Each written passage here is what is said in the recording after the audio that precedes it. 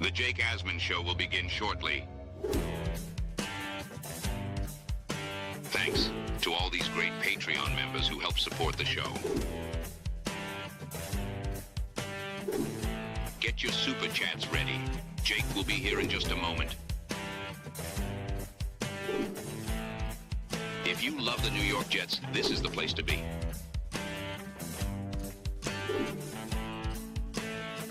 And now, the Jake Asman Show. The latest on the Jets search for a new quarterback. Nick Faria, Jets beat reporter, joins us in this weekly spot. It's the Jake Asman Show. Let's hit it and get it started. Man, our Jets are primed to win another offseason, baby. I wanted this job. Put your seatbelts on and get ready for the ride. And I'm ready for it. Because it's all about the Jets. This is bigger than me. I look forward to this.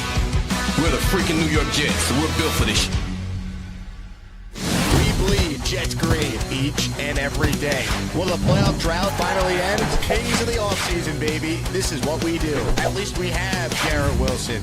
We have Brees Hall. Please subscribe and hit the like button below. Super chats, baby. Cut the line. We have Sauce Gardner. We have Quinn Williams. Prepare to be underdogs. Now it's time to talk all things New York Jets. It's the Jake Asman Show. Here we go on a Friday. Welcome in, everybody. It is indeed the Jake Asman Show. A lot to talk about. And ladies and gentlemen, as we do every Friday at this time, we say hello to Jets beat reporter for Athlon Sports, Nick Faria. Nick, happy Friday. And I will see you in person next week in Indianapolis at the Combine. Looking forward to that. It's going to be a lot of fun, Jake. Great to be back on. All right, so let's address this comment here from Jay Quest right off the bat. He says, Nick Faria's tweet the other day was the most moronic thing I have ever seen. I start with this question based off this comment. What was the tweet? I'm trying to think. I don't think anything came out outlandish. Oh, it may have been the Hassan Reddick article. Essentially, let me break it down for everybody. In the offseason, you're looking for any storyline to write about. This is the dead period, right? So the expectation is you got to write about anything you possibly can. See what you can do. See what other teams should be able to look at. Hassan Reddick had an awful year. One of the worst years of his career. One of the worst years for any player that held out for half a season. Essentially, the question is, would you bring him back on a short-term deal? It was an article. It wasn't saying they should or shouldn't. It was more just, hey, should they do this? Should they not? I think everyone kind of took it out of proportion. So you don't think Hassan Reddick will be brought back by the new Jets regime? No, or do you? No, I don't think he will. But if it's something along the lines of like a very, very, very low cap hit thing, I think that's the only way it happens. I don't see it happening. A lot of people are saying Nick was trying to troll the Jet fan base. Would you like to address those accusations, Nick? I don't know how one could troll the Jets fan base. It's just an article about a player on the roster that's about to hit free agency. See, you're going to get that for Jamie Sherwood. You're going to get that for DJ Reed. You're going to get it for a lot of things. By the way, Nick, I feel like you might have absorbed Beast Breaker's Wi-Fi setup. Yeah, I'm not really sure what's going on here. Let me restart, see if I can get this thing rolling. All right, why don't you restart, and we'll bring you back in as we talk with Nick Faria here in a weekly spot. I'm seeing the comments here. Faria's in Beast's attic. Jay Quest says, terrible question. Nick, it was a troll job. You can see the Asmaniacs are out for blood already with Nick today, but that's what I like about Nick. He'll address it head on. While we wait for Nick, let's bring in a call or two, and we'll kind of get things rolling here. Make sure you guys hit the like button. If you haven't already, subscribe to the channel. We are trying to grow this thing, and we will have comprehensive coverage from Indianapolis all week long, starting on Monday. Let's get to the calls right now. You know what time it is? I'm Beast Breaker 666. I'm gonna take my fist and shove it up your ass, and then he gotta go. Beast, what's going on, man? Oh, no. Beast. You there, Beast? Beast Breaker. He's sleeping again, guys. Jeez. You kidding me? Beast. No way. This guy did it again. For those who missed yesterday's show, it was a wild one. Hey, Beast, you're up?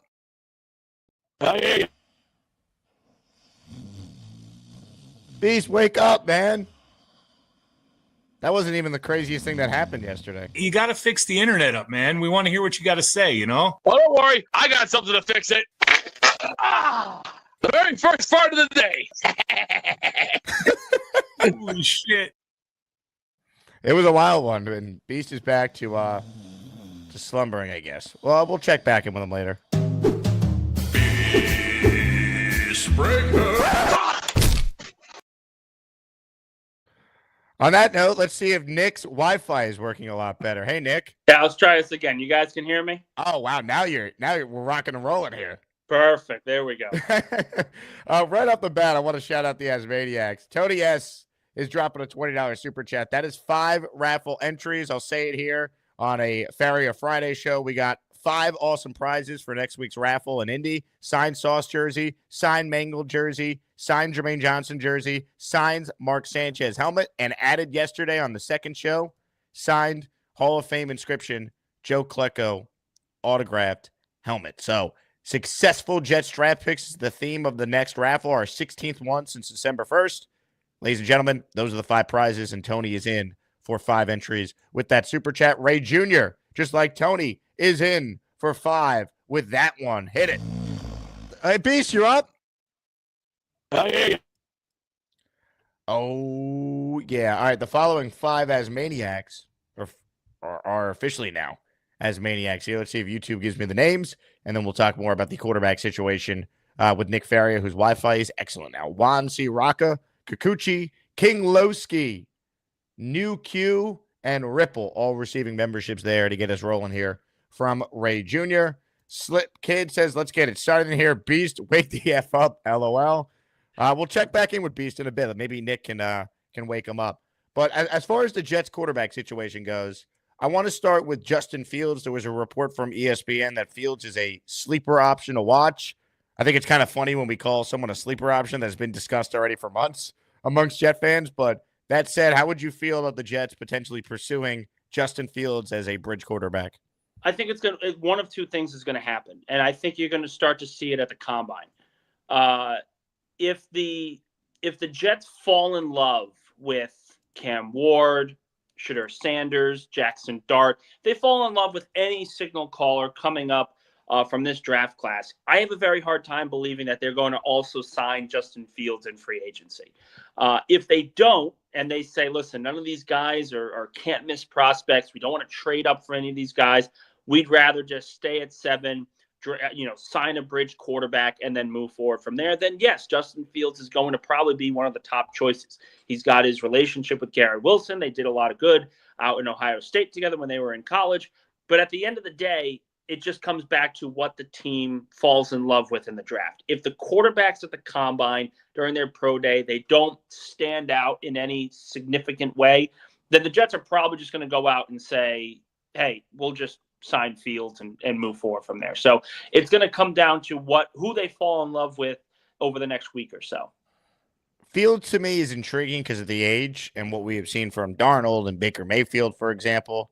Do you think that the money that Fields would require is something the Jets would be comfortable paying? Because I just don't know how much money the Jets want to invest in a potential, 1-year Band-Aid at quarterback when Tyrod's already on the roster.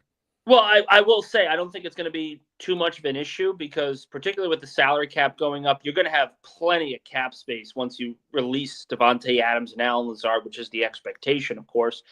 I just think at the end of the day, if you're paying Justin Fields, 1 year, $10 million, and it's a $5 million cap hit, that's not really the end of the world for your starting quarterback, or even $10 million. I mean, $10 million for a starting quarterback is dirt cheap right now in the National Football League. So I just don't think any of that is going to be a concern for the Jets. It's just a matter of who do they want as their starting quarterbacks. And I will say, for those on the Justin Fields bandwagon, you got to be careful because he has not shown anything where he can be a consistent, competent passer.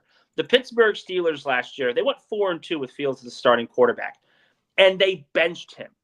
They benched him after a 4-2 start. Now, the question will be, well, why did they bench a quarterback that's been successful? Because the offense was doing nothing, absolutely nothing in those games. So I look at where Justin Fields is. I have serious concerns if he can ever be a competent quarterback, if he can throw the football and develop into someone like Jalen Hurts, who was kind of in the same mold at the beginning of the career. People were worried about if Jalen could throw, if he could win from the pocket.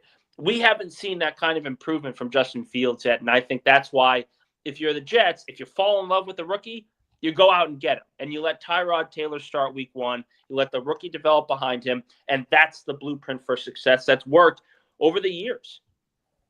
Other options in the veteran market besides Fields, kind of rank your preference. It's not great. We understand that, but I think Buffalo Jeff Van coined it on my show the other day. Pick your mid. Basically, pick your mediocre option. I mean, mediocre might be kind to some of these guys if we're being real. That said, some other options besides Justin Fields that intrigue you.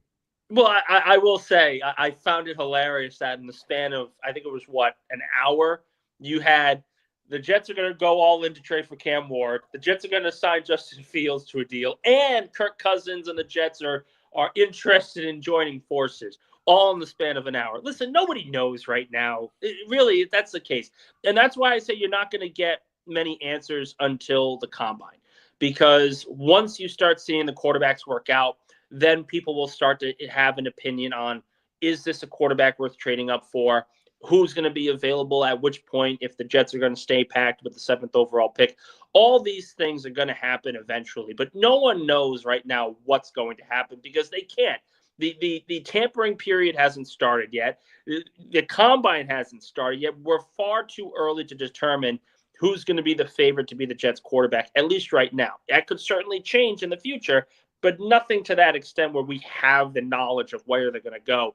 That's going to come probably next week at the very least. Jake, I got you muted, buddy. I can't hear you. My fault. I had sirens going off in the background here in my New York City apartment, and I forgot to unmute my mic. Hit the like button if you're just tuning in. We're talking with Jets reporter Nick Faria. He'll be on the ground next week at the Combine and has promised to stop by my Radio Row table to come on the show and address Jay Quest's mean comments head on once again. Listen, I don't really get offended by any of this stuff. And the other thing is this. I don't work for the New York Daily News. I don't work for the New York Post. I got to bring viewers in at times. Sometimes you just got to write an article about, hey, this free agent probably isn't coming back, but what if he did on a short-term deal? Would you take him back? It's not like I said the Jets should on Twitter. I asked the question and wrote an article about it. Everyone poured into it. So I appreciate you guys doing me a favor and reading my work. Ladies and gentlemen, he is Nick Faria. All right, trading up for Cam Ward. We talked about it briefly last week. And then you wrote a whole article about it, and I appreciate your tweet. Yeah, I give you full credit, baby. Credit to Jake Asman for bringing this up, so good job out of you. The cost of trading up, have you given it more thought? And then realistically, could you actually envision the Jets trading up for one of these quarterbacks? Doesn't even have to be Cam Ward. Could be Shedeur. Could be someone else. Just your thoughts on that overall. Well, the thing is, if you fall in love with a quarterback, you got to do everything you can to go and get him. If they fall in love head over heels for Cam Ward, and the Tennessee Titans go after someone like Aaron Rodgers, you got to go all out to try and trade for the number 1 overall pick. So maybe the conversation we had of a first, 2 firsts and a second-round pick, maybe that isn't enough. Maybe you have to add another second-rounder. Maybe you have to add additional picks. I don't really look at this to say, oh, they should do this, they should do that. It comes down to what they want and what their preference is. Remember, I make this example all the time because it really is true. In 2016, everyone looked at the Jared Goff, Carson Wentz quarterback class as, oh, none of these guys are franchise guys. They're not really that good. They'll probably be career backups, whatever it is. Philadelphia and the Rams traded up for those quarterbacks. Both of them made the Super Bowl because of those quarterbacks, and both of them were put in a better position when they moved off of those quarterbacks. So clearly, they will take making that decision again and again and again with that quarterback class. So just because a quarterback class isn't as talented as, say, last year's, doesn't mean you're not going to get a top guy. The 2020 class wasn't considered to be this unbelievably great group. At one point, Tua Tagovailoa was considered the top can't-miss prospect, and he now is probably 5th on that list of the quarterbacks that have been drafted. So the way I look at it is we don't know how good this quarterback class is going to be. And it's not fair to say that this quarterback class isn't going to be good or is going to be bad, whatever it is. You have to understand that if you fall in love with a quarterback, you have to go and get him. Every team understands that, and it's just a matter of if they end up doing it.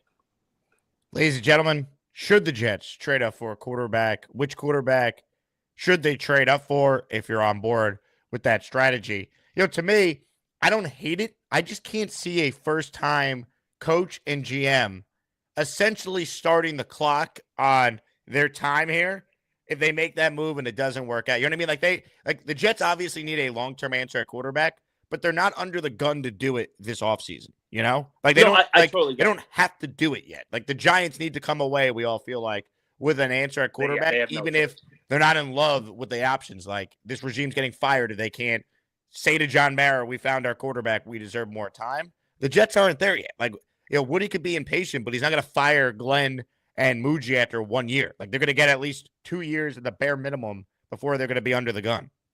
No, and listen, that's a very fair point, and that's going to be the decision that Jets have to make. If we fall in love with Cam Ward or Jackson Dart, should we even think about trading up for this guy when we clearly do not have a playoff mandate right away? The flip side of that is you can go out and draft your rookie quarterback and essentially tell ownership and tell the fan base he is not going to play. He's not going to play this first year. So he's going to sit behind whoever the veteran is, most likely Tyrod Taylor, and he's just going to learn the position. And we are going to put him in a position to succeed where we were not going to throw him out on the field when he's not ready. I look at this, and again, this may not be the quarterback class to fall in love with. We don't know. We haven't seen it. But it's way too early to say the Jets should or shouldn't do this. If they fall in love with the guy, then go out and get your guy. It's really that simple. Should the Jets trade up? If they do trade up, what's the most you're willing to give up? Let us know in the comments. I mean, realistically, Nick, and we were kind of talking about this. You covered it in your article on Athlon. First next year, maybe a second this year too. Like, I don't know if I want to give that much more than that. Like if I'm going up for 7-1, 7 is really valuable. Like we even underestimated in the points chart just how valuable the number 7 pick is.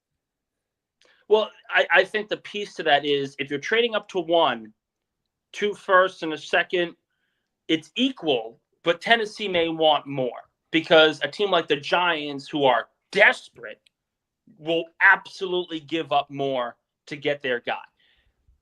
I think the sweet spot, if they're looking to trade up, is probably the 4 and 5 one, the 4th and 5th overall pick, just to see where they can get. If someone like Ward drops to 5 or 4, if Shadur Sanders drops to 4 or 5, and they, again, like I said, they really like this guy, then I think a first, a second, and maybe another first will definitely do it. Ladies and gentlemen, Nick Faria with us here. M. Morris says it will take 3 firsts. I don't think it's going to take 1. If they go up to 1, that's potentially what would happen. Because, again, it all comes down to what Tennessee is going to want to do. Tennessee is going to have many suitors if they were to sign Aaron Rodgers. And, again, that's a big if. But then they would have their quarterback solved. They could take Travis Hunter and move forward and essentially just push off the conversation to everybody else. Or they can get even more picks available from the Giants, from the Jets, from a team like the Raiders. All those teams are going to be quarterback needy. So it's just a matter of which team is going to give that third first-round pick. And I think the Giants would be that desperate, and I think the Raiders would be that desperate too. JD says, no, thank you. Let's see. Swamp Ranger says, need to build a nucleus through the draft so we have an opportunity to get a franchise quarterback. He's in a good spot. Jack talks Jets, right? Go ahead. I think the nucleus is there. I think they have some strong parts to the offense that you can build around. You've got your number 1 receiver. You've got your number 1 running back. And you have the makings of a really solid young offensive line. Olu Fashanu, I think, is going to be really solid. You've got Elijah Vera-Tucker, Joe Tippmann. John Simpson was awesome last year, all things considered, and people were worried about what he would look like in his first season with the Jets. I thought he played very, very well. You've got 4 of your 5 offensive linemen figured out. That's really solid and far better than where any Jets quarterback was drafted over the last decade. They didn't have this kind of offensive line. They didn't have this kind of weaponry along the outside. So there's a nucleus here where if the Jets wanted to draft a quarterback, they can put him around some talent to see just how good he is. The question will be, is that enough to just simply throw him out there on the field and see whatever happens? I don't think that's the case. I think you look at NFL history, you see the large portion of great quarterbacks sat early on, watched from the sidelines, and then developed coming out, whether it was later in the season or next season altogether. That's the question that the Jets are going to have to decide for sure. 100%. How about this from Jack? He writes in, "Hey, Jake, I'm at school right now, so I can't call in, but I'm still watching during my free period. Start him young, What a Nick." guy. What a guy. Jack That's the made way his to do caller debut yesterday. I sent him some merch. So, Jack, just don't take my job one day. Jack writes in, "To be honest, I think we should focus on other needs in the first round and maybe get a quarterback in the second or third. But if we were to get one in the first, Ward is more trustworthy than Sanders, in my opinion. Ward's, to me, QB1 in this draft. I don't hate Sanders. I just wouldn't trade up for him. I don't think he's like that. No one's can't miss. It's the draft. It's a crapshoot. But I don't think I can't justify trading a huge amount of assets for Shador. I see the big time potential more with Cam. Let me be very, very clear. I don't know if I would trade if I was in the decision-making process. I'm probably not trading up for somebody this draft. But my point is, if the Jets, if Muji, if Aaron Glenn, if these guys fall in love with a guy, then you've got to do what the Denver Broncos did. Listen, Bo Nix, probably not a first-round grade. It's probably a reach, but he's the quarterback we want. And if he's the quarterback we want, I'm not waiting for the second round to get him. I'm getting him right now. Jackson Dart, I think a good combine, a good pro day is probably in the borderline mid to late first round, early second round pick right now. But if you're the Jets, there are going to be a lot of quarterback needy teams from the later portions of the draft that are going to want to take a signal caller. Look at the Pittsburgh Steelers if they want to reset their quarterback discussion. All those things have to be taken into account as well. So if you're the Jets and you have to reach a Jackson Dart, but you fell in love with Jackson Dart, then you cannot wait for just hoping that he'll fall in the second round. You have to take him right away. 100%. Hit the like button if you're just tuning in. We're talking with Nick Faria. Comments, questions, super chats. We'll cut the line. JoJo says new regime will play it safe in the draft. I don't know if they're going to play it safe, but I think there's a difference in, like, hey, being aggressive in other areas and then being aggressive at quarterback. Like, once you make a big move at quarterback, you essentially start your clock on your tenure if it doesn't work. Unless you're the New York Giants, who essentially started their clock because they gave Daniel Jones a nice fat contract after winning one playoff game. It just depends. Excuse me. It depends on the team. Depends on who they want at quarterback. And I will say, in the case of the Giants, I actually like Brian Daboll as a head coach. I think he's highly successful when he has a competent team to coach with. And Joe Schoen has done a horrific job in building out that roster to what Daboll needs. I don't think that's going to be the case here. I think Muji's got a good eye for overall talent. I think Aaron Glenn understands what this organization needs. Again, it just comes down to what preference they would want. If they want to start this sort of retool from the trenches, if they want to bring in another receiver to help with Garrett Wilson, whatever it ends up being, the Jets aren't necessarily going to make the wrong decision here. As long as they're taking either quarterback, receiver, or defensive line, the argument is there for the Jets to move forward. Super chats cut the line around here, which is why we will read this comment right away from a listener by the name of Big Loyal, who says, what about trading for Stafford? I don't understand why anyone would think the Jets, who just got rid of an old quarterback, are now going to trade assets for another old quarterback. That's not what they want to do. Yeah, no, it's not. And I think if you're going to gamble with trading for Matthew Stafford, who has battled injuries, who's had a lot of playoff success, of course, he's won a Super Bowl, but you really want to give up a first-round pick for Matthew Stafford? I mean, we have no idea what he's going to look like next year. I think if there's any team that's going to want to do that, it's probably the Giants. And the Giants are going to be essentially desperate enough to overpay for someone like Stafford. Pay the Rams to essentially just, hey, we'll take Stafford in his large cap hit because we need a quarterback. We need some competency on offense desperately. That's something that I think the Giants would do. I think the Jets want to build this, as one caller previously said, through the draft, and they want to develop this the right way. Comments, questions, super chats, Swamp Rangers up next. Nick, we have one wide receiver, no tight ends. 2 fits of our O-line could be gone in 2026. Defense is Swiss cheese. You want a top third in 2026 for the Eagles with Reddick trade. I'm confused of what this person is asking. I actually have no idea. Yeah, I'm confused. What does the Reddick trade have to do with your assets on offense? Also, the Reddick trade doesn't impact the Jets until the 2026 draft. So why are you worried about 2026? So I see that 2 of 5 O linemen could be gone in 2026. We're not in 2026, so who gives a crap? Yeah, look, I appreciate the support, Swamp Ranger, but this one is an odd one.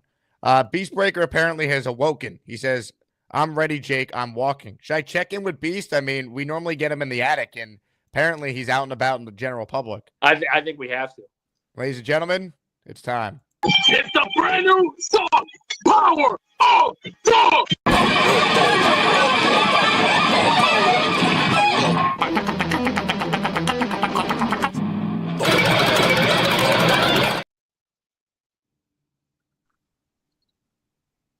Beast? Well, we were out in the bowels of hell here. It's 19 beautiful degrees out here. And congratulations to the New York Knicks kicking that crap out of the Chicago Cubs yesterday in overtime. Yeah. Cubs. A nice... No. Our Knicks kick crap out of the bums, you know. Bitch left city, bitch left city. So it's 19 degrees out here, and we're going to have some fun, aren't we? And next week, you're going to Indianapolis. You're going to have a little bit of fun, and I'm about to have a little bit of fun. Got to do my thing, you know. It's 19 degrees. Is Beast internet still this bad? I don't understand. It doesn't make any sense. How, Beast? How? What is your phone? It's not that. Maybe it's the microphone on your phone. Are you covering the mic? Are you covering the mic with your fingers? No, I got you clear. No. That's like trying to get a girl in the bedroom, for crying out loud. Come on now. Come on, man. You can do better than that. Hey, Beast, it's a beautiful day. Angel. It's a beautiful day. Are you serious? Yeah. My back is not ready for that yet. I can't get out of my back yet. Now go to the touch bar. I gotta go get Pete Rose slide. Pete Rose slide. Pete How Rose about, slide. Whoa. I'm on cement, man, and the grounds are not functionally normal.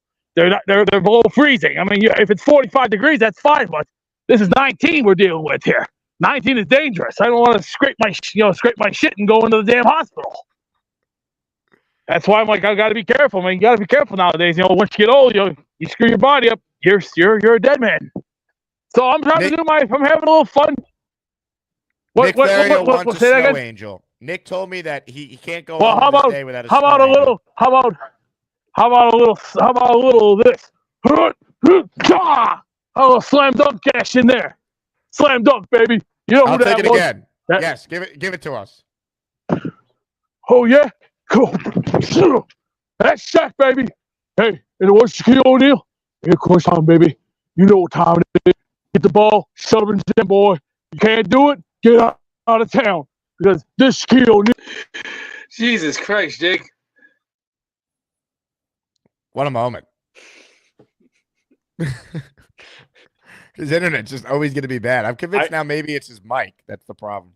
I think I heard maybe 3 things from him. It was an adventure. Also, Beast, I love you, man, but the Knicks didn't destroy the Cubs last night. They beat the Bulls at overtime. They were lucky to survive that. You know, they were down Hart and OG, and they had to just find a way. Philly's Limp Noodle writes in, Jake, if Beast slides on his belly, his hands will never touch the ground. That's mean. Come on. I don't know about that. King Lowski says, I mean, what a complete idiot. Man, stuff. Rick Kent writes in, is he wearing a Sonny Walkman from the 80s?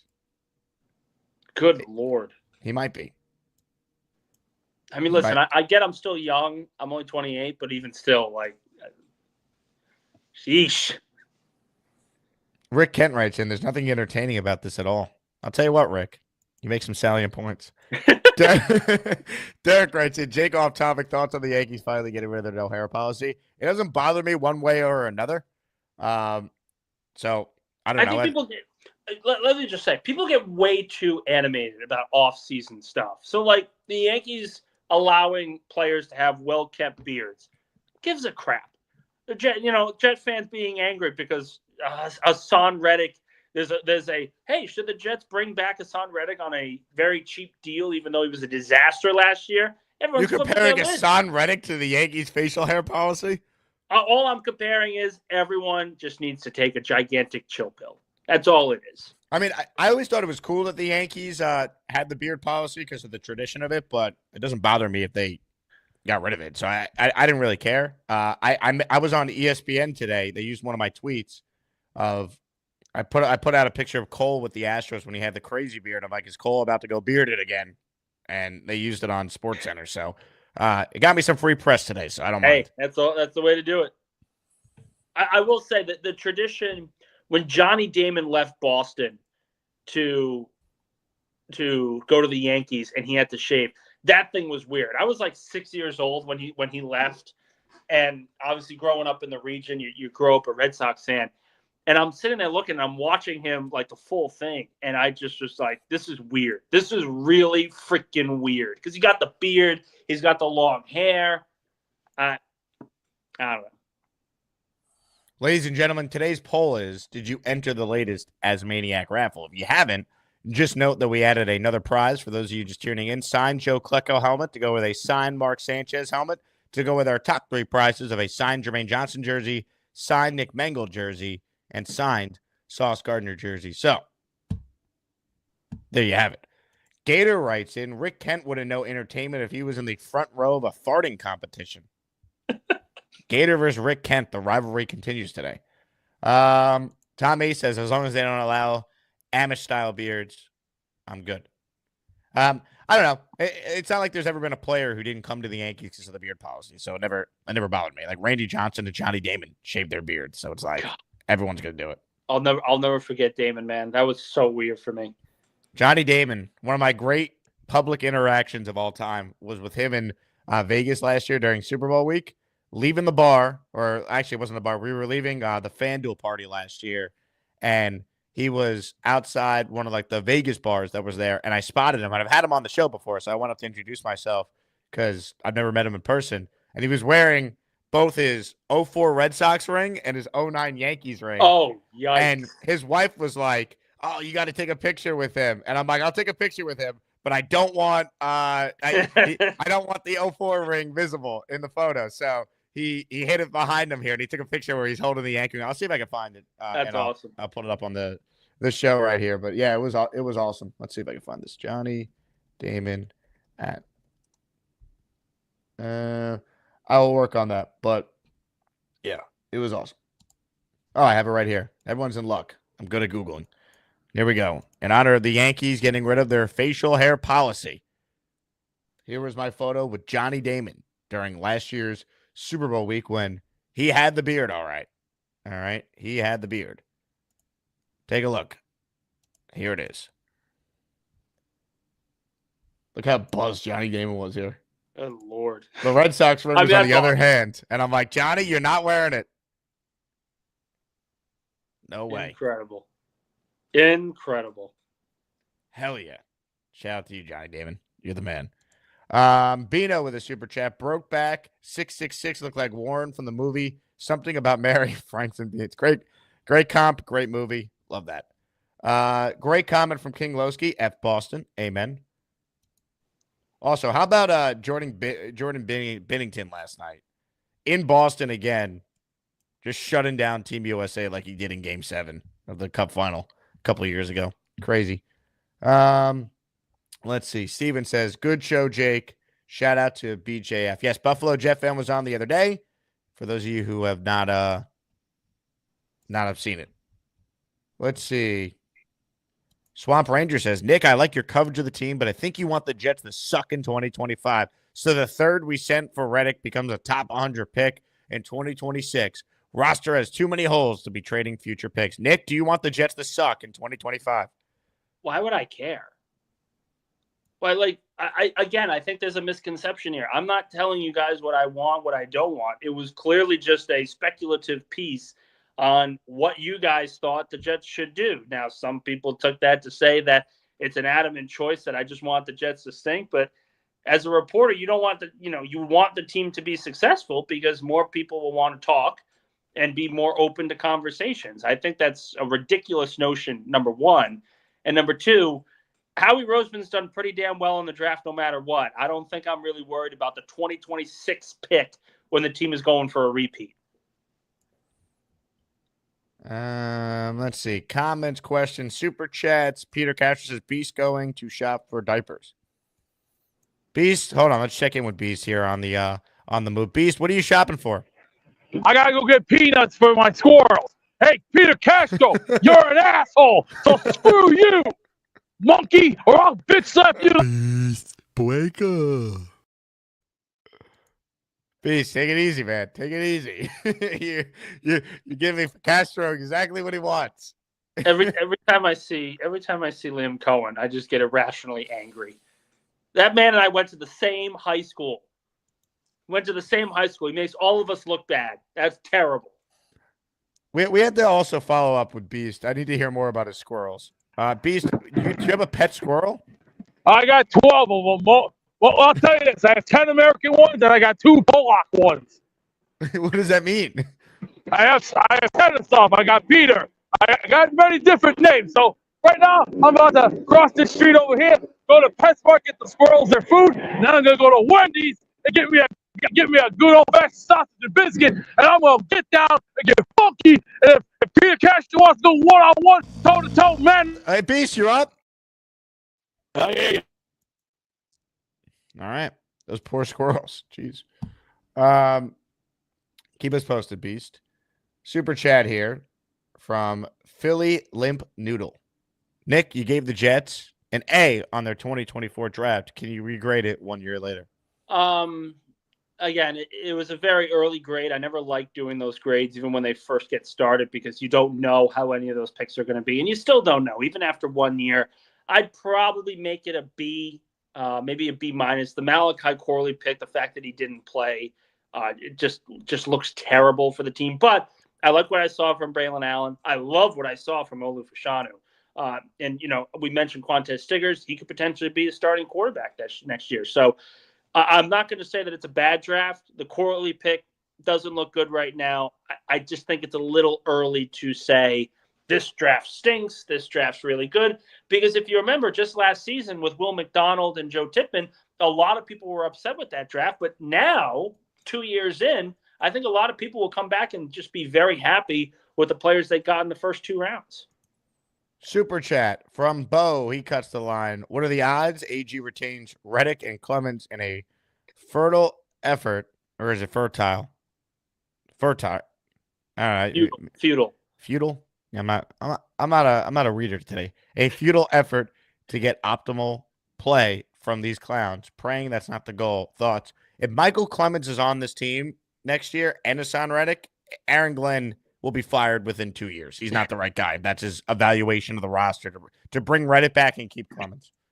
I will say the only reason why even one of them I think would be brought back is because they want to make sure that Jermaine Johnson does not have all this pressure to just immediately make an impact in week 1. When you are a player coming off an Achilles injury, it's very, very difficult to just say, hey, go out there and get 10 sacks. I don't think that's a realistic goal for Jet fans to have for Jermaine Johnson. You need to give him that acclimation period. It takes time to get back to where you were before the injury. So if you were to bring in a guy like Reddick or Clemens, you need to make sure that's on a very, very, very cheap deal where you don't have a large cap implication to it. And you want to make sure that you have a plethora of free agents and draft picks that can also help out as well. So you're not putting as much pressure on 2 guys that just did not play well last year.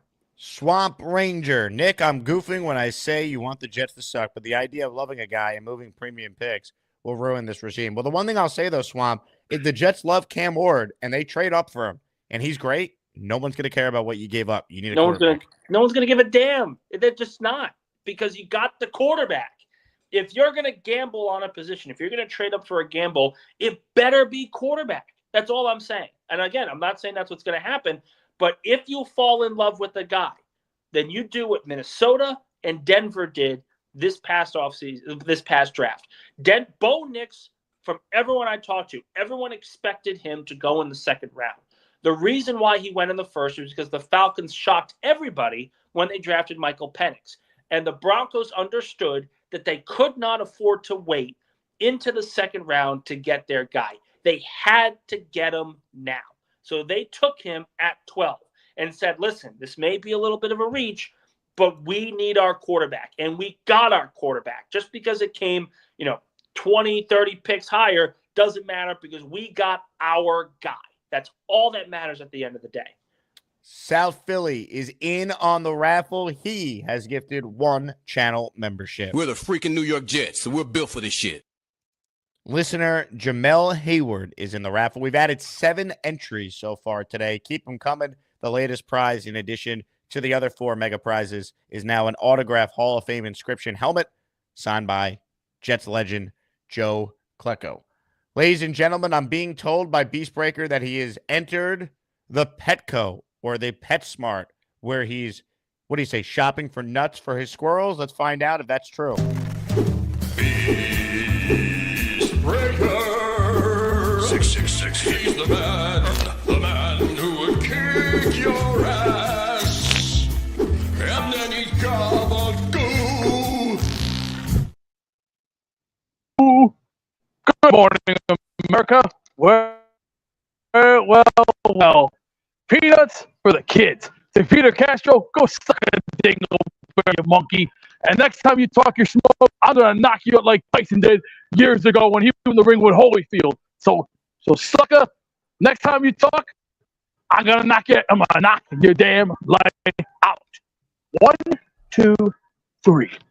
Now, that is a shoot. Top guys out. See ya. Gotta go pay up. Gotta go. Gotta fly.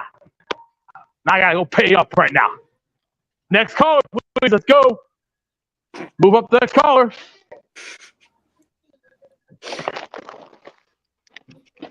For the game, huh? No, that's for the squirrels, kids.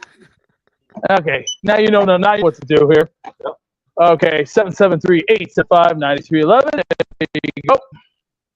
All right, you prepared? All right, here we go. That's service. There you go.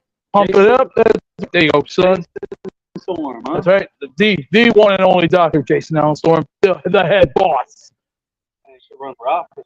Well, hey, with a temper like that, hey, it's all. I'm the teacher, you're the bitch, and if you don't like it, suck it. All right, what do we got here, kids? 9. There we go. That'll be enough. Give me maybe a good old fashioned Wendy's. It's not too far from here. Wendy's are pretty ounce. No, I can't drink that stuff. I can't drink like you anymore. Too old for that stuff. Beer is for young punks nowadays. Yeah. That's for punks. I'm sorry. That doesn't fit in my equation. Give me a Dr. Pepper. I'll tell you any day of the week. Yeah, you take care. Hey, you got that thing going there. Good for you. Keep it going. Now, let's get down to business. The $64 million, I know what we can do. We can add a $9 billion to it, make it $964. Go get some talent. There's some men we can go get. And I'm talking men with muscles and might and power and rage. And that's what we can do. We need the rage. If you want to win games, you need rage. You need blood. You need to go out there and take a beating. And you know what? We're going to do what we do best. It's called we fight to survive.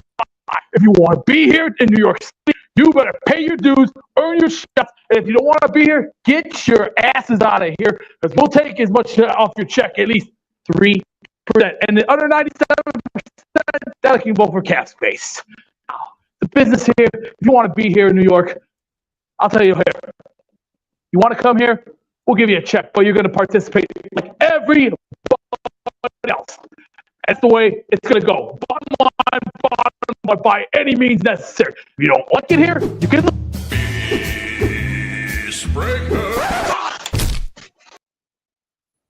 Beast is truly beast, even in public. That was fascinating to watch. Unbelievable. Incredible. What are the people around him are thinking as he's cutting a wrestling promo outside of Petco? I'm trying to be nice. I'm not trying to be mean. Rick Kent says, please tell that dope that Holyfield beat Tyson both times they fought. So, Beast, you can respond to Rick Kent accordingly. At the top of the show, one of our longtime listeners, Jay Quest, called you out. Ladies and gentlemen, Jay Quest has called in, and he would like to speak with Mr. Nick Faria. Ladies and gentlemen, sports fans of all ages, welcome to the event of the year, the moment you've all been waiting for. This is the Asmaniac Rumble. Nick, how are you? Can you hear me? Yeah, I can hear you perfectly fine. Listen, that was a troll job, dude. Listen, and it comes from you writing it. If Dick Cimini wrote it, I wouldn't have cared. You're an Eagles fan. You just won the Super Bowl, and I know you're writing about the Jets all the time. But how would you think like anyone would want Hassan Reddick? I mean, unless you were looking for clicks, I get it because you're looking for that when you're writing articles. But like, why would anyone say yes? Let's bring Hassan Reddick, who was like the first domino to like ruin our season. Him holding out, basically, in my opinion, got Jermaine Johnson hurt, right? Because it's a butterfly effect. Everything affects everything else. If he's there, who knows? Maybe Johnson doesn't get hurt. Maybe the season's different. Like, what was your reason behind the article? Let's see. What was it, a Tuesday? Something like that. Let's say it was a Tuesday. The combine doesn't start for a week. The coach's staff has already been hired. The preview for the combine isn't going up until the weekend. Let's see. Yeah, this is usually around the time you predict about certain free agents. I think everything here is just not Reddick, dude. Not Reddick. Anyone but Reddick. I mean, but again, he's an incoming he's a pending free agent, right? Yeah, I get it. But okay, and when I make it about Jamie and Sherwood or anything else, I'd be fine with that. But you start off with Reddick, then start with someone else for crying out loud. I started off with Reddick because I knew that'd get fans going, which it did. You got me riled up, bro. I'll tell you that. Listen, I'm not sitting here saying the team should do this and they should bring him back or whatever. Like, he had a miserable year and he's going to lose $15 to $20 million on his next deal because he was just that awful. Yep. I will say though, if you get him for $5 million, even less, for essentially playing third down, you could do a lot worse as a third down specialist, but you have to make sure that he's going to be able to buy in. So, no, on a very cheap 1-year deal, that's certainly a possibility. But even then, yeah. Listen, my phone's dying. This is what I got to say to Hassan Reddick. Take care.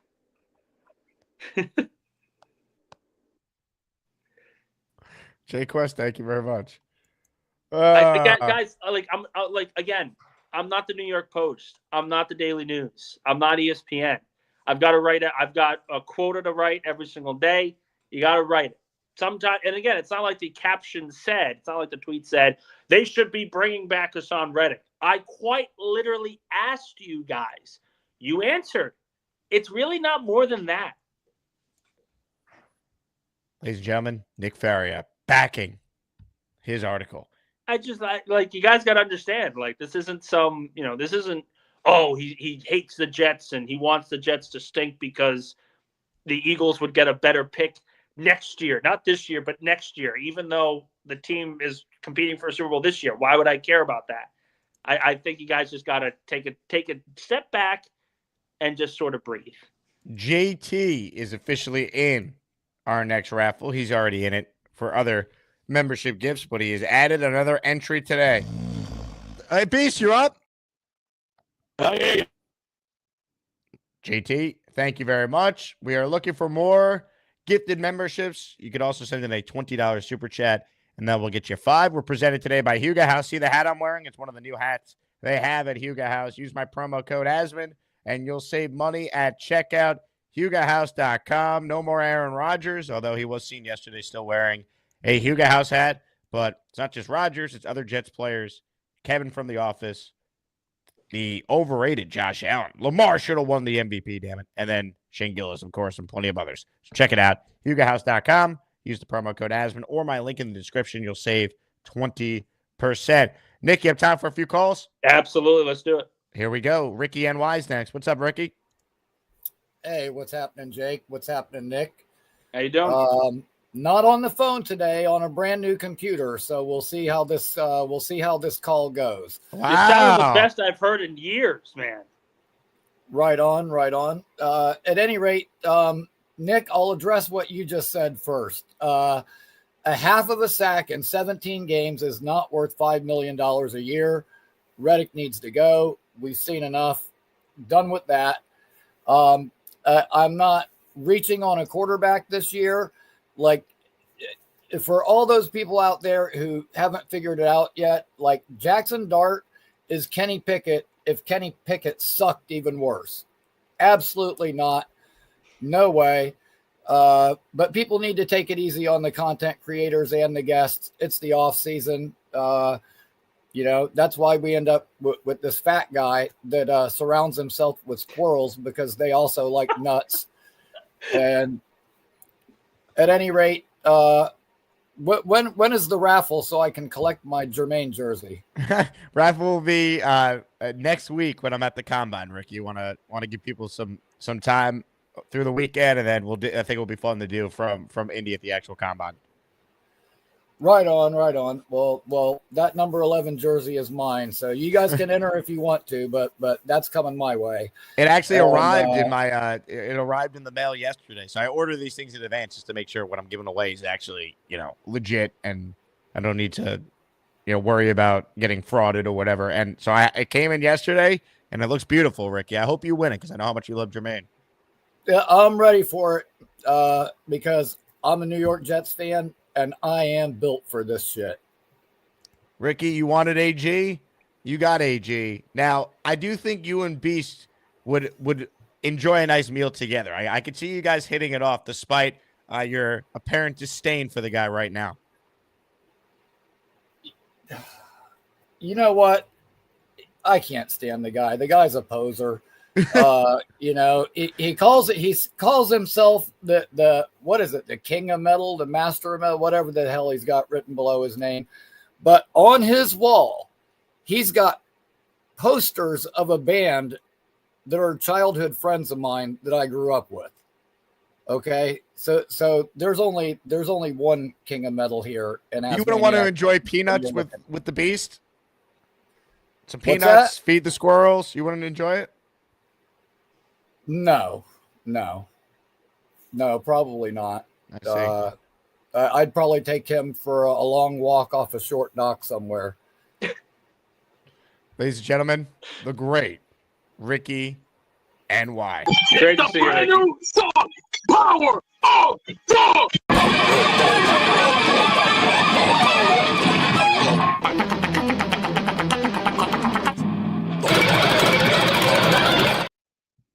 Nick, are you ready for one last call? I'm told Beastbreaker is currently at Wendy's right now. Oh, God. Here we go. You know what time it is? A Beastbreaker 666. I'm gonna take my fist and shove it up your ass, and then he got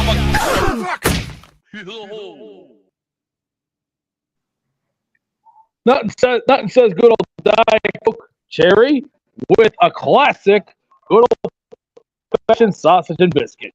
Oh, so Ricky NY, poser my ass boy. The only thing I am is a beast, and you are a laughing stock to the abomination of the apocalypse. I will take you down 666 different ways, and I can do it with the stroke of my fist. Because let me just say this, I'm like certain people. I rule with an iron fist. I am Lemmy Kilmister and James have to combine. So don't think, boy, I will knock your teeth out. I will knock your teeth out and make sure you don't talk with those teeth. And you go, yeah, that's what you look like, Sonny boy. Because the next you talk, I'm gonna knock your ass out, and when I do, it will be in the first round, just like what Apollo Creed did to Rocky in his Rocky 2 going. I told you, boy, don't screw with me. You get your ass knocked out. Boom. Beast, what did you order from Wendy's? Give us the full order. Sausage and biscuit, my friend. Sausage and biscuit and a good old Diet Coke, but it's a cherry version, baby. Nothing says it, baby. Oh, yeah. Nothing says it. Nick, and I'm also Wendy's wearing guy. my... I'm more of a BK person. Graduated from this... Oh, wait. and BK, have it your way. You rule. Yeah, hey, Dangerous that's to do for that at Bobby Wendy's, Midnight. Beast. I hope he got. I know, but hey, it's for Bobby Midnight. This is I respect the man. I love the guy. Hey, just it's a sign of respect.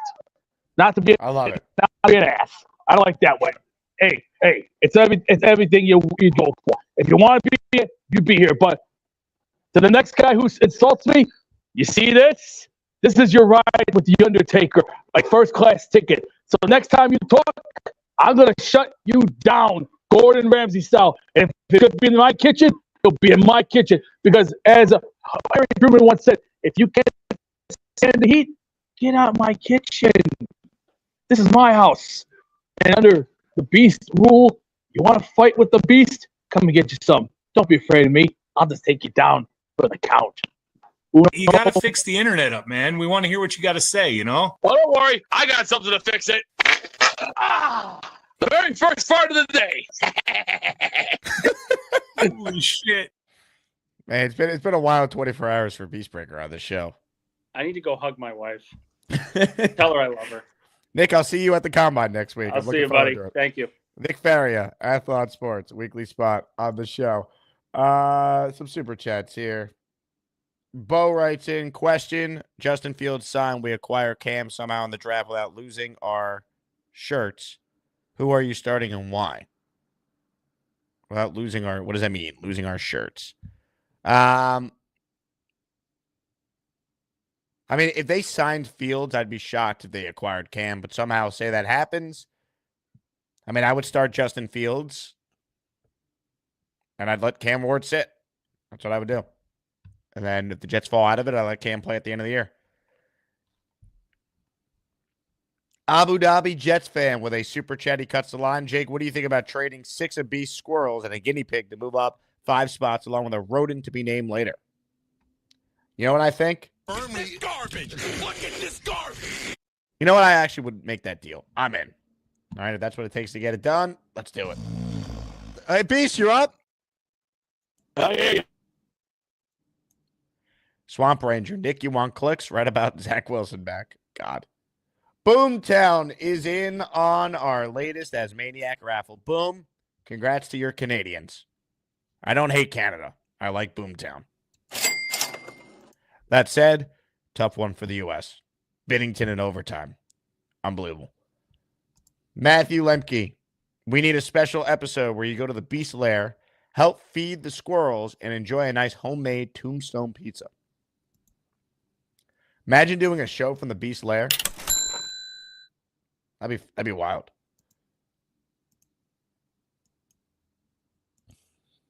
That would be wild, folks. I'd imagine it would look a lot like this.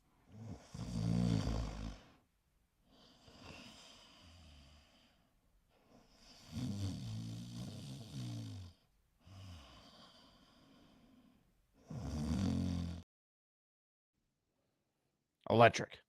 Open phone lines for those of you who want in on the conversation. There is not a soul on hold right now, which means if you join the show, you get right on. Very rare opportunity. Because usually there's a long wait time. Not actually, but usually you don't get on in 10 seconds. Rick Kent is in our most recent raffle. He's in for 5. Bang! Bang! The following 5 Asmaniacs are now channel members. Daniel Valentine, Friday Jones, Bio Salsa, Sean Wilson, and 1189 Paris. I just saw a comment, where's Bobby? I haven't heard from Bobby. I don't know. We do need an interview update from Bobby. Did he get the Burger King job? Ref fan likes in. I think Beast would make a mean Jabba the Hutt.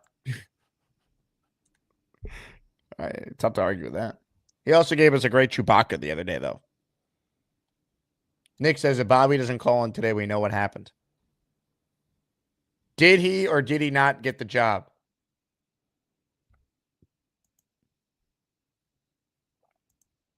AD writes in. Hey, Jake, I'm still kind of numb from the season, but excited for the raffle. Who's leading the pack, by the way? Love you, brother. Keep up the great work. I don't know who has the most entries yet, AD. I haven't counted it yet. I use ChatGPT to help me with that. I just list after each show, name, how many they got, and then it organizes the total, puts it in a list. ChatGPT is incredible. Then I just download that list that they make for me from a file and copy and paste it into wheelofnames.com that you guys see on the show, and boom. Philly writes in, is Bobby mad at Jake? I don't know. What did I do?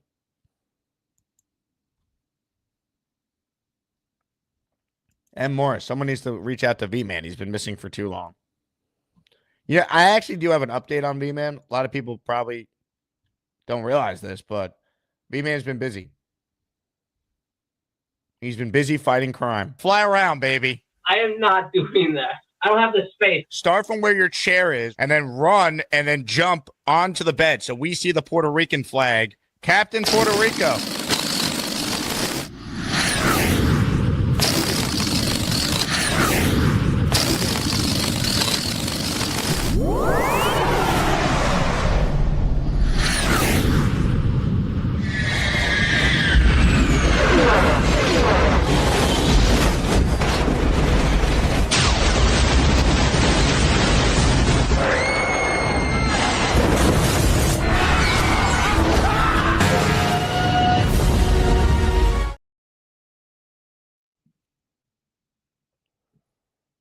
That's where V-Man is, fighting crime. More calls right now. Triple M is on the line. What's up, Triple M? What's going on? I heard you ain't have nobody on hold, and I'm still awake. Well, I gotta go if I'm, getting home from work. So tap in, check in, see what's good. I love all of the moves that the team is making. I know you was disappointed about A-Rod, but I don't know. I think that when it really counts in any kind of real games, he kind of toast. You know what I'm saying? So why not just cut the cord now? I know we ain't really got nobody in line to come take over, but I really don't want the buildup of a whole offseason of dealing with his nonsense for him to kind of stink or just be mid, even though last year numbers finished up pretty decent. So you want them to get worse at quarterback just because a lot comes with having Aaron Rodgers because of his celebrityness? I'm gonna trust the fact that these are pros, even though they first timers. We've seen first timers do well. It doesn't look very clear right now, but I'm gonna just try to trust these guys because you're right. I really don't want the embarrassment and to be in the news all the time and them talking about this guy's not wanting to come to mini camp again. Whatever new drama it's going to be this year, I don't feel like dealing with it. Well, do you feel like dealing with a 4-win season? No, I don't. I don't want to deal with that either, Jake. It is my hope that these guys don't let it get there. I'm actually intrigued by some of the backups that Nick talked about. I don't know if he talked about them today. He talked about Philly's backup. He talked about and Herndon. I know you don't want Herndon Hooker. You're not. Oh, I'm good on Hendon Hooker, please. Yeah, he stinks. But Philly's backup. Nick talked. Is that old buddy who just got off? Name is Nick, right? Nick Faria. Yep. Yeah. He talked about him last week. He didn't talk about him this week though. Philly's backup. McKee. You don't Tanner seem very. McKee. Tanner McKee, you don't seem very excited about Tanner McKee either. I don't. I'd rather just sign a veteran, call it a day. All right. The drama stuff you bring up with Rodgers to me doesn't justify getting rid of him. Go. Like, yeah, I mean, okay, he didn't go to minicamp last year. You think that's why the Jets sucked? Like they started 2-1. No, I think he's 40, and I think he's wise. Quite frankly, I think maybe he's wise. We're suggesting options that everyone agrees are worse than what he was as a player last year. He don't really come with you. You don't mind the drama, and like I don't see the drama. I see teammates that love the guy. Yeah, I saw that too. I got you. Do you see how the players on the team reacted when they found out he wasn't being brought back? Yeah, they weren't happy. So that tells me they like him. That he wouldn't have been this big distraction that this media created narrative seems to insinuate all the time comes with him. Yeah.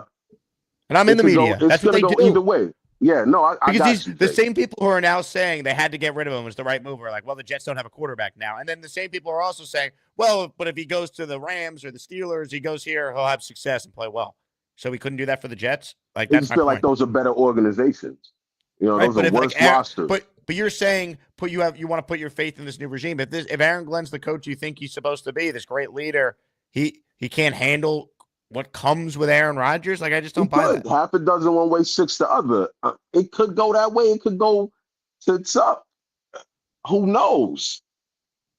I take it either way. If he would say it, I wouldn't have been mad. Yeah, exactly. They did what they did. I think this team is going to be worse without him than they would have been with him this year. I hope I'm wrong. I hope this team goes out there and surprises. Yeah, same here. I feel the same way. I hope that they don't trade up for Cam. At least if they do, that they don't get fleeced. And we're gonna see what happens. I don't know. What happened with the tournament? Did I make the cut or what? You'll find out on Selection Sunday. I'll find out on Selection Sunday. All right, Jake, man. It was good checking in with you. See you next time. Hey, Triple M, great call, man. I appreciate your support as always. And yeah, Selection Sunday's coming. In fact, I have an announcement about that I'll give right now. It's time for Asmaniac Madness. Who will cut the nets down as the top Asmaniac for 2025? Some of you don't even care, but we do. Let's get to it. All right, here's the update. So the Discord is still going to get to see the bracket first. But after talking it over with the committee last night, we believe it makes more sense to not reveal the bracket until the actual Selection Sunday show so we don't spoil it. Because what's going to happen is if I drop it on Saturday and then don't do a show on it until Sunday, the problem's going to be, as we're talking about the Jets and other things before we get to the bracket, it's going to be spoiled by people in the comments. So what's going to happen instead is I will send the link where you could view the full bracket and fill out your bracket to people on Patreon and Discord first while we're announcing the bracket. And then the general public that's not a Patreon user will get a chance to fill out their bracket once that's done.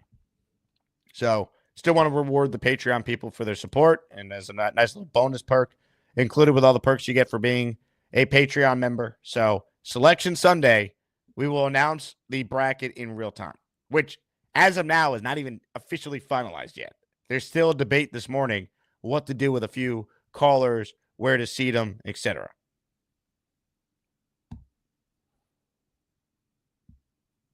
So there you go.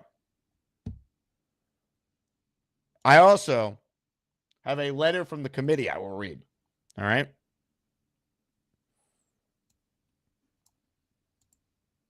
Exclusive to this show right here.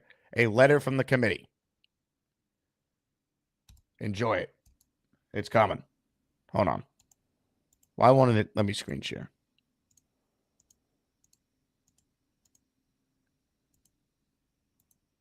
Here we go. Letter from the committee. Hello, Asmaniacs. All 6 members of the committee wanted to reach out and touch on a few things prior to the epic Asmaniac Madness tournament starting.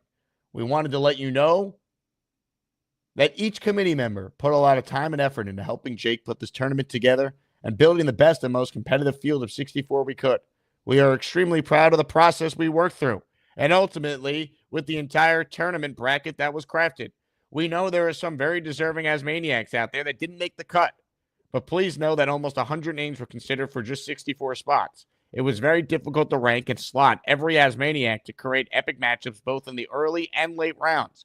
But we want you to know we did our absolute best to be as fair and accurate as possible. We know there will be considerable disagreement, debate, and questioning about certain picks and ranks. But we on the committee did the best we could with such a monumental task. The great thing for the community is that most members of the committee have watched almost every single Jake Asman show over the last calendar year, giving them unique insight and an ability to apply fair judgment. On behalf of the committee, we hope everyone has an absolute blast over the course of the tournament, March into April. And remember, this is for fun.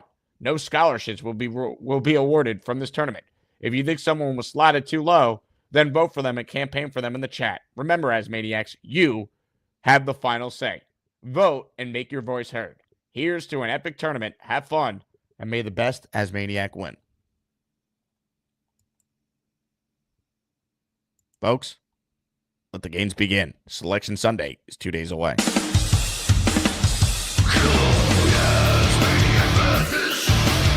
Who's gonna be the best of the bunch? Asmaniac Madness. You get to pick the ones who make the show rock.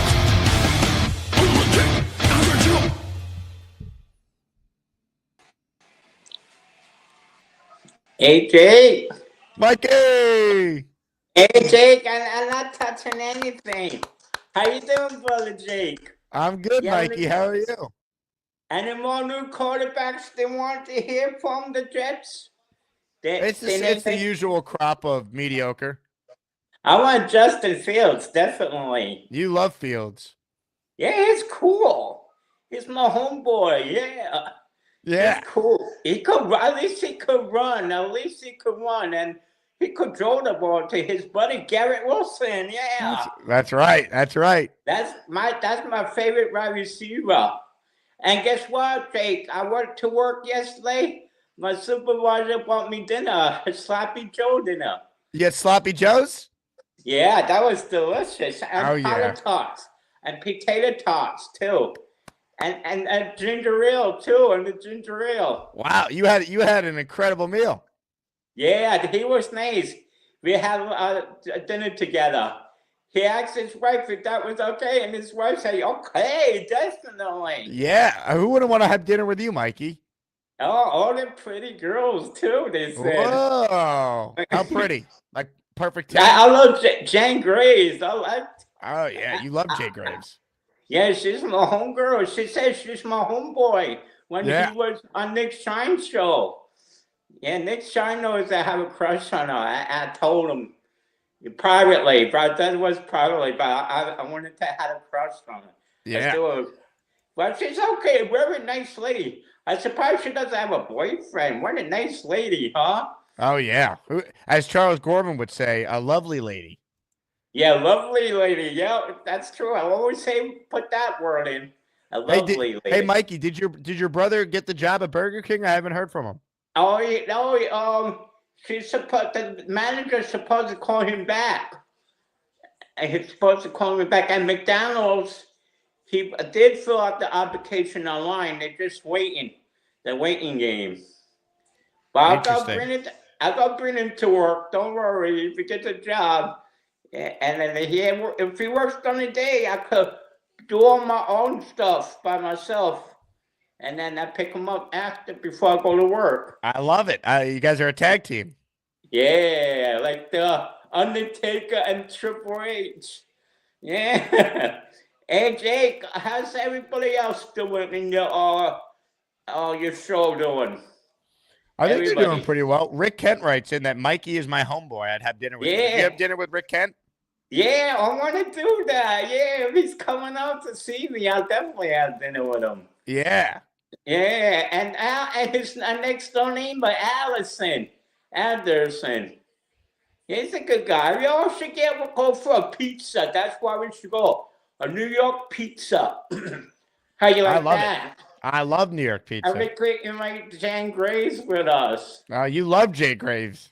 Yeah, I think Bobby does too. We don't want to fight though. We want to just make her very happy. Yeah. Yeah, I like to make her very happy, Jake. You? Oh, who doesn't want to make Jay Graves happy?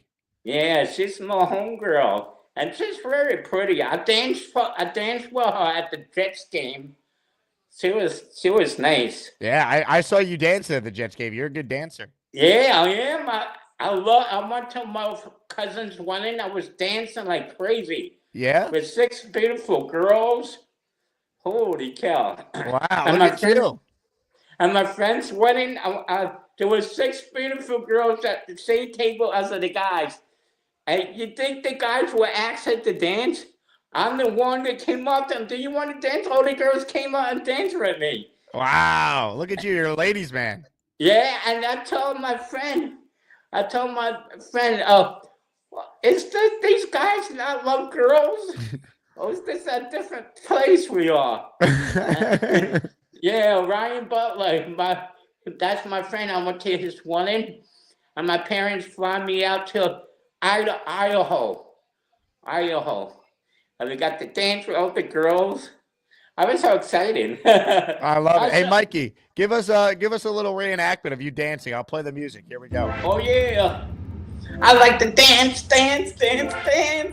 Cause I'm a New Yorker. I'm a New York rocker, like the guy from the New York rapper. Jay Graves says she loves you. Who? Jay Graves. Oh yeah, Jane, I love you too, buddy. I know you're a busy lady. You work too a lot too. But I was happy to see you on Bobby's show the other day when I came on. Yeah, you like that too? Hey, Jake, the Knicks could win the championship this year. Just start dancing, Mikey. Don't worry about the Knicks. Yeah, I like dance. I love to dance all night long. See, I love my job too. Because it's great. My job is great at the Brattleboro Hospital. And they like me. All the people love me at the Brattleboro Hospital. And I like everybody on Jake's show too. And Buddy Nick's Shine show too. And Bobby Midnight, that's my brother. Everybody knows that's my brother. I love him too. Oh yeah. Right, Jake? Oh yeah. Yeah, Mikey. I love it. I think you got a chance, Mikey, of winning the Asmaniac Madness tournament. I know you only recently started calling, but you're going to be a tough out because if you're not a 1 or a 2 seed, if you're kind of slotted a little later because you haven't called a lot, I think you could take down anyone right now. You're on. Yeah, I think Jen should be number 1. You love Jay Graves. You want her to be a 1 seed? I love it. Yeah, she's cool. Yeah, she was a nice guy. To ask her out. The guy from New Jersey. Anybody in New Jersey likes girls down there? No one in New Jersey likes women, apparently. Yeah, well, you're from New York, right, Jake? I am. What part of New York you from? I'm from Long Island originally. Yeah, that's what my friend. Remember I told you? You ran into my friend from high school. Yep. Yeah, and then his brother went in the same class as you. Yep. They like your show too. Yeah. Sean lives in Brooklyn. They like you. Yeah, I used to live in the Bronx and Queens, Glen Oaks. I miss New York too. I miss Glen Oaks though. The Bronx is crazy. Is crazy. You're crazy. And then you know what they call Brattleboro, Vermont? The Little Bronx. The Little Bronx. Wow. Yeah, there's a lot of people coming through. The people, the drug dealers. Brattleboro is that crazy, huh? Yeah, they bring the drug dealers all the way from the Bronx. Really?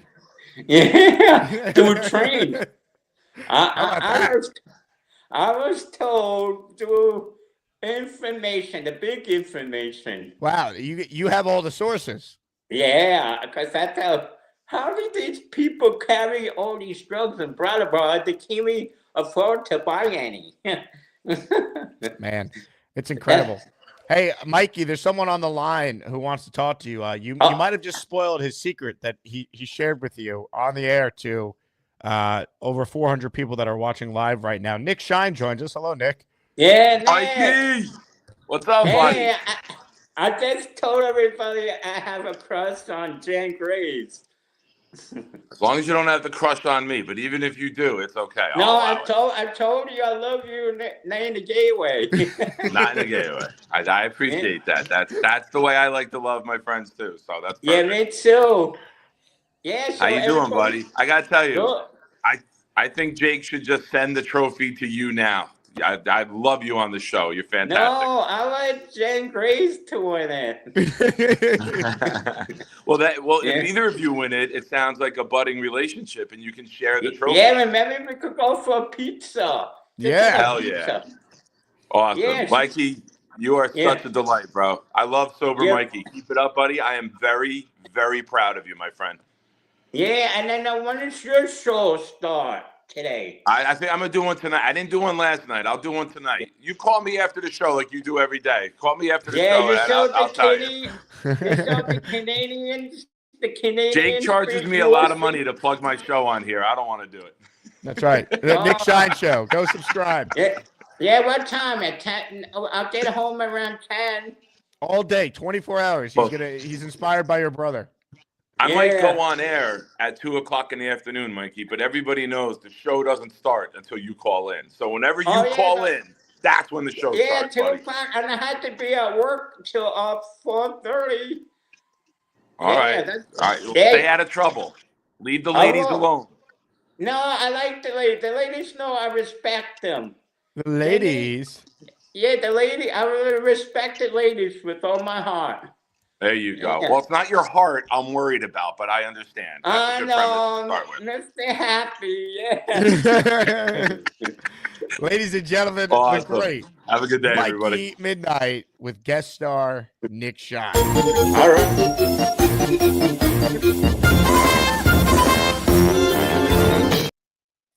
At this stage, Mikey Midnight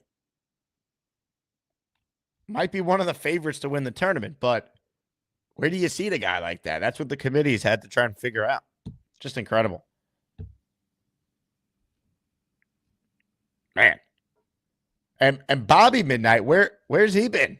He's the total opposite of Mikey these days.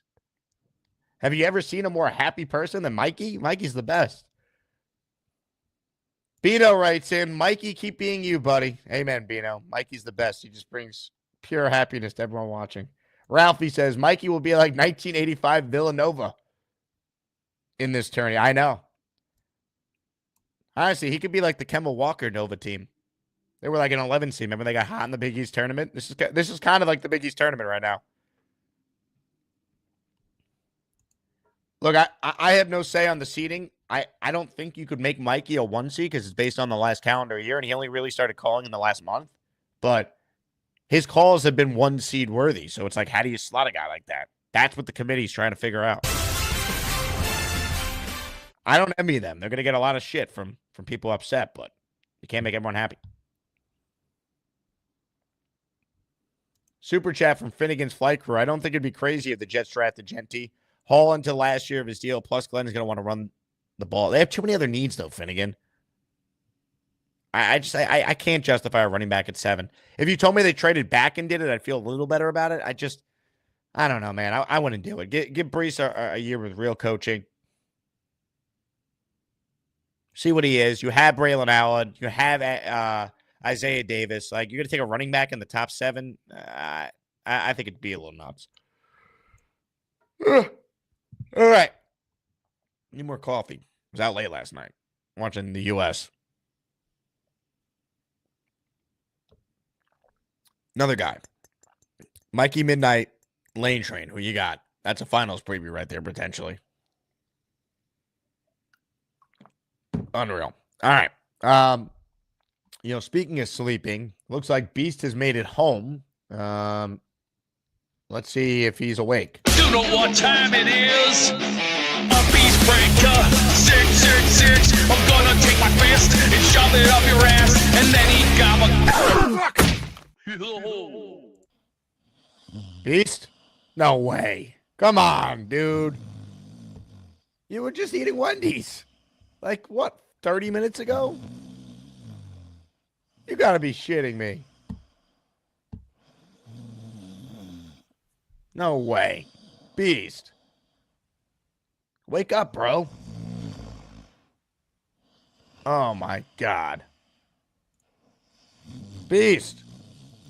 Beast. Wake up. Wake up. Come on, dude. Sound the alarm.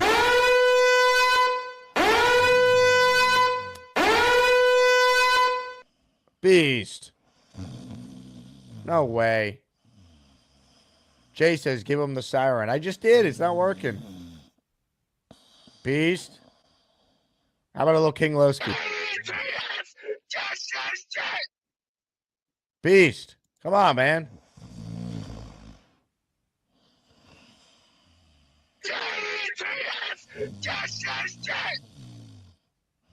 All right. What about Mike Breen? Bang! Bang! No. Morlowski? Need some of your mama's chicken soup. No. Beast. All right, we tried. It's time for Asmaniac Madness. Who will cut the nets down as the top Asmaniac for 2025? Some of you don't even care, but we do. Let's get to it. All right, back to the calls before we wrap up our first show today. Boy Green will be with us in the 4 p.m. hour around 4:30. Thunder Lips is up next. What's up, Thunder Lips? What's going on, Jake? What's up, man? Now, you're a relatively new viewer of the show. Right. First off, how did you find the show, and what was your first holy bleep, what show am I watching moment? Right. So I was listening to it on like your podcast, and Bobby was on freaking out. This is like within the last month. He was freaking out about callers telling him to eat dog shit and stuff like that. When I was listening to it, I thought it was Saul Goldman from the Jerky Boys, and I was like, this can't be a real character. And I want to see what he looks like so bad. So I was texting with my brother-in-law, and he was like, they actually do a live show on YouTube. So I rewatched that show and fast-forwarded it just to see what Bobby looked like. So I've been hooked ever since I actually popped in on Bobby's show and just started talking to them and stuff like that. So, I saw that, yeah, when you were in there. right. So that's kind of like my thing. So for just being here for the last month, I've only got to see like Gary. I saw Lane Train maybe like once. So Beast Breaker and stuff like that. So it's hard for me as a new viewer to actually vote in the bracket, but I'm partial to obviously the Midnight Boys, and Gary's hilarious because he is a conspiracy theorist and he drops the truth, even though he gets his wife vacuums. And I don't know how well that would go over, you know what I mean? But so he's saying, who's Gary? He sings the Beast Breaker song all the time, and it pisses me off. Yeah. So I don't know. It's gonna be hard to vote. Actually, like honestly, I think Beast is still sleeping. Hey, Beast, you up? Beast. That can't be him. He's in the same exact position as he was before. Beast, you up? He's sleeping still, man. Hey, look, if your son likes the Beast Breaker song, who am I to not allow him to sing along? Beast Breaker 666. He's the man who would kick your ass, and then he's gabagoo.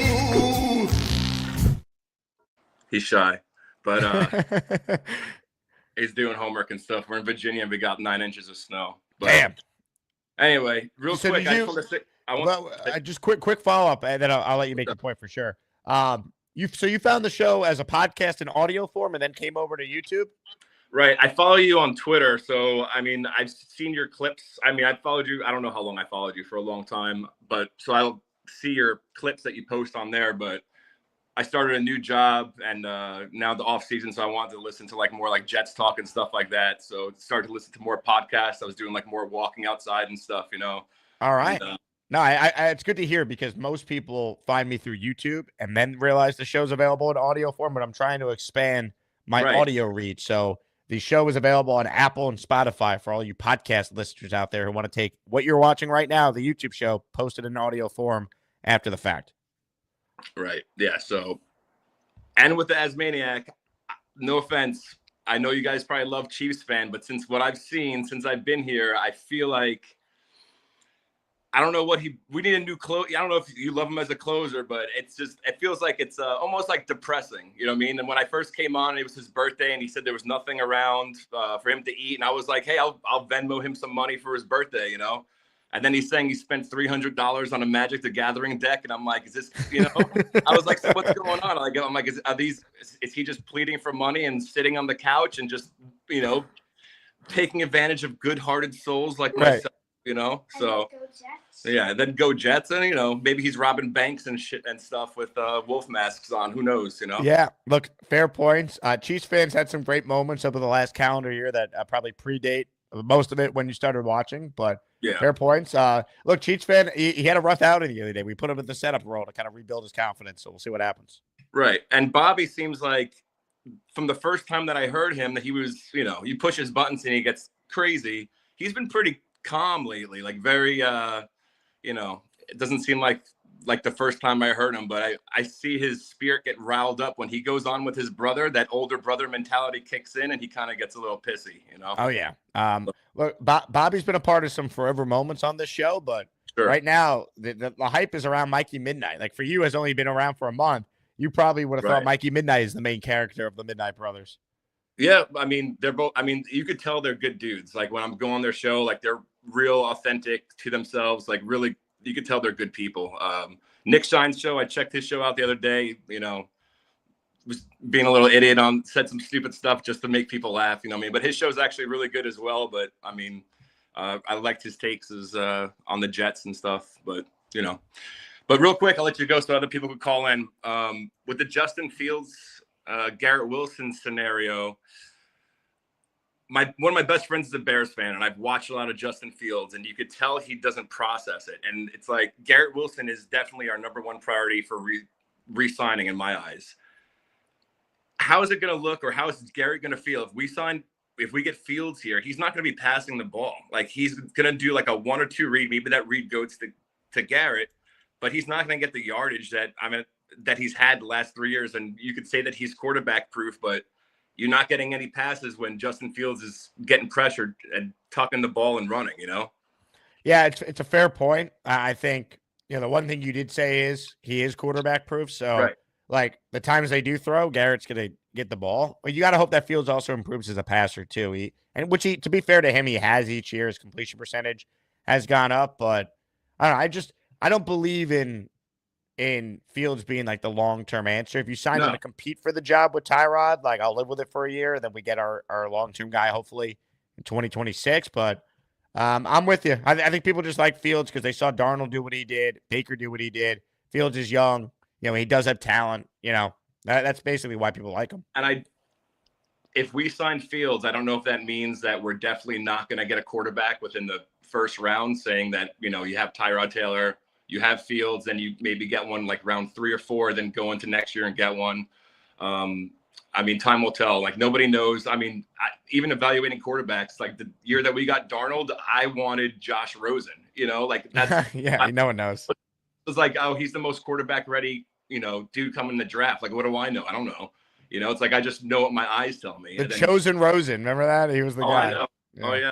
I mean, whatever. But all right, man, I'll let you get to other callers. It was good talking to you, and go Jets. And now my son's laughing, watching it on his phone.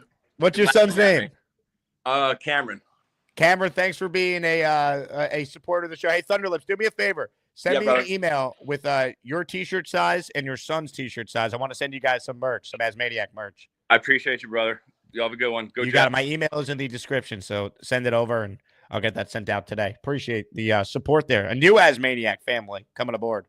Love it. Sham with a good counterpoint. Counterpoint to that, DJ Moore loves Fields and wanted them back. Yeah, look, I think Garrett would be on board with it. But I'm not signing Justin Fields because Garrett Wilson will be happy. You know. JD also with a fair point. Good call. Rodgers locked in on one receiver too. Yeah, it's part of it. But Rodgers was better at playing quarterback than Fields. We could acknowledge that. Like Rodgers still knows how to go through progressions. Jets Johnny on Rosen said, I saw him play live in UCLA when I was in Cali and swore he was the truth. Look, I thought Josh Rosen was good too. You know, I thought it was either him or Sam that year, and then Baker kind of emerged. Josh Allen. You never know. That's the thing. We never know with these quarterbacks.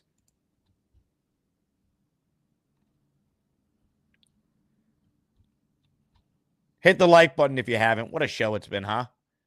Best listeners in sports. Make sure you're subscribed to the channel. I just got my official email approval from the NFL that my Radio Row table will be set up. So we will, not that there was any doubt, but we will officially be broadcasting next week from Radio Row. In fact, I also have the official time that Aaron Glenn and Darren Muji will speak with the media. You ready for this? Back to back. Beast Breaker, belly to belly. Darren Muji, 12 p.m. Eastern, Tuesday, February 25th. He'll be late because the Jets are always late when they're supposed to start a press conference at a certain time. Aaron Glenn, Tuesday, 12:15. So back-to-back Muji and Glenn on Tuesday. What I plan to do is a show in the morning, and then we will do an instant reaction show to the Muji Glenn presser afterwards. So probably around 1 or 1:30. It's going to be wild. It's going to be crazy. What else do we have here?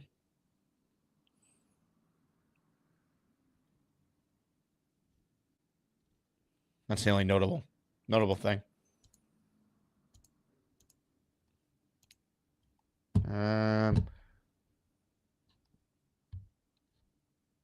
Make sure we didn't miss any super chats here. I don't think we have. Zoin, Jake, you live in Manhattan now. I've lived in Manhattan for a year already, almost. I was in Houston for 6, doing radio there for ESPN Houston.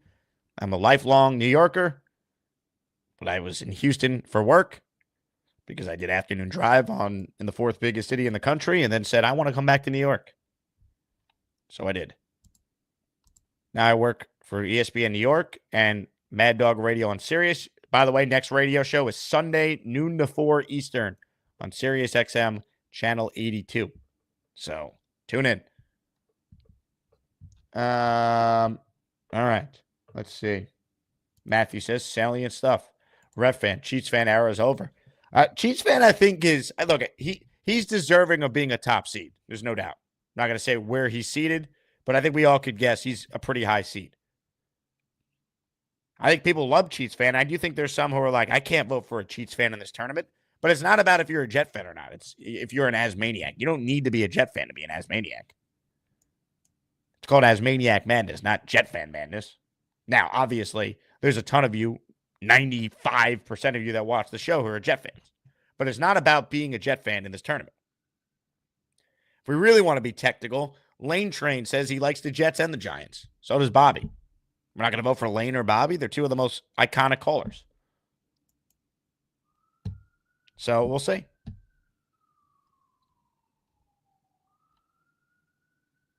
J-Quest says, Thunderlips, now you got to go back and watch a year's worth of shows. Thunderlips, here's what you should do. On my channel, in the video section, you'll see we have, it's mostly from like the summer. We haven't released the best of the Jake Asman show in a while. But there's probably around 8 or 10 best of the Jake Asman shows. And they're 10 minutes of just the batshit crazy things that happen on the show.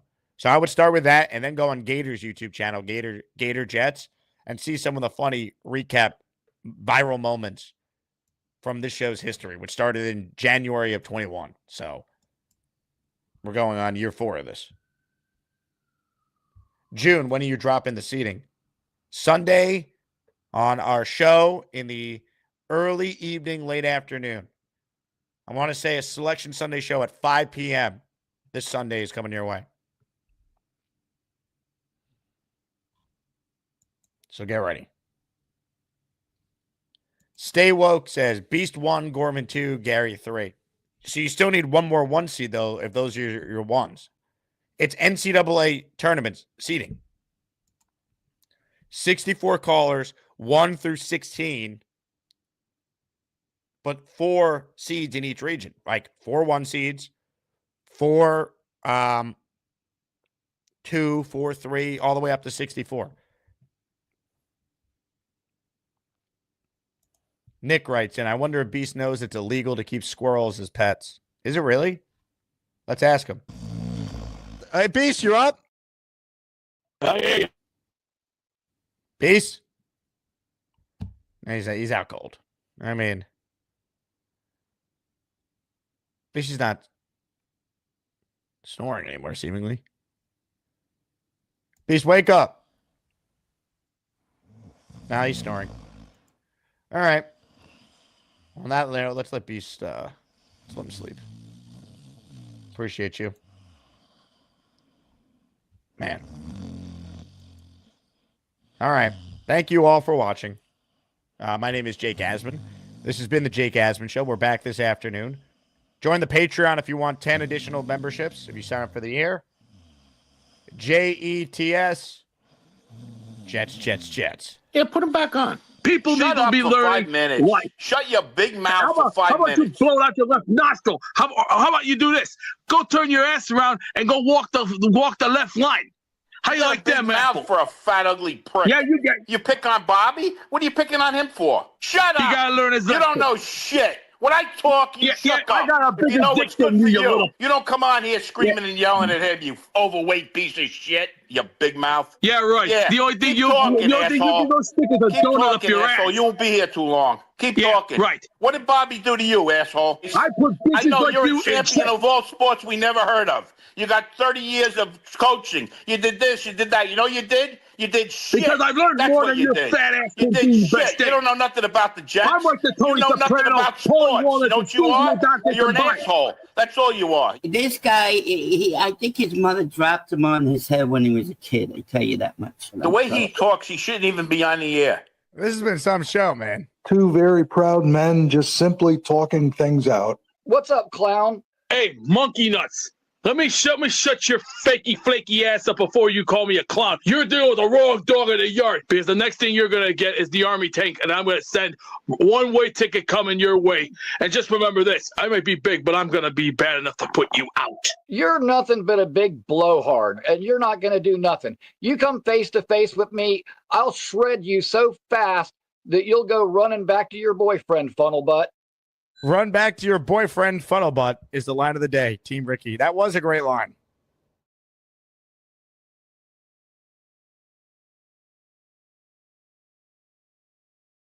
Can you give us like a boxing tutorial on the show? So the jab, that's a 1. Right cross. You think you take Beastbreaker? I'm pretty sure I could beat Beastbreaker in a fight. What gives you the confidence? The physical appearance of Beastbreaker and having been in countless fights. What do you mean the physical appearance? He can't get out of bed. That's not true. He definitely can get out of bed.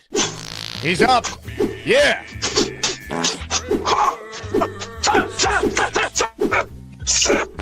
That's training 101. Welcome to my class, Gary. Hey, he did get out of bed. Good for you.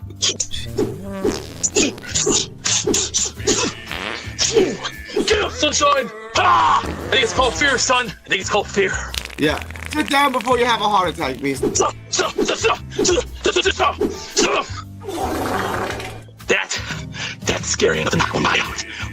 Come on, look, you little fuck. I got something for you. Come on down. Who's next? Come on. Who wants a little? He looks to be in great physical condition. Yeah, baby. Strike first, strike hard, no mercy. The enemy confronts you, he's the enemy. Just bring it all you got. You're all just a bunch of little babies with no guts. I mean, I learned a lot there, Gary. Yeah.